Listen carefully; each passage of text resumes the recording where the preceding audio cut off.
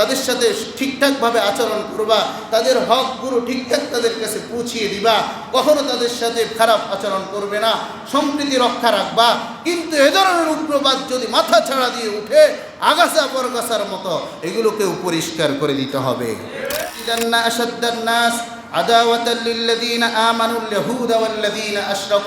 হে নবী, আপনি মনে রাখুন, অবশ্যই আপনি সবচেয়ে বেশি মুমিনদের জন্য শত্রু হিসেবে পাবেন দুই শ্রেণীর মানুষ। কয় শ্রেণী? দুই শ্রেণীর মানুষকে সবচেয়ে বেশি মুসলমানদের শত্রু হিসেবে আপনি পাবেন।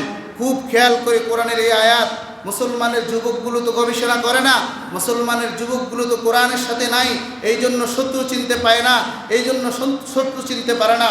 কোরআনের স্পষ্ট বক্তব্য, দুই শ্রেণীর মানুষ ইসলামের জন্য, মুসলমানের জন্য সবচেয়ে বেশি মারাত্মক শত্রু।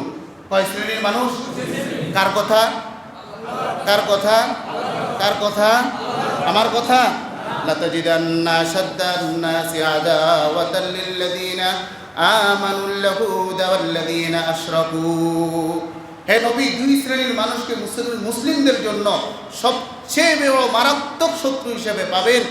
এক, ইহুদি; দুই, মুশরিক, যারা মূর্তি পূজা করে, যারা অগ্নি পূজা করে। কয় শ্রেণীর মানুষ?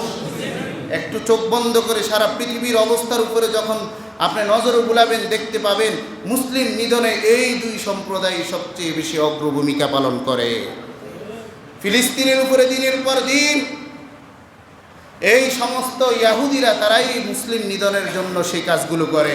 ভারতে গিয়ে দেখেন, মুসলমান পরিচয় দিয়ে থাকতে পারা যায় না।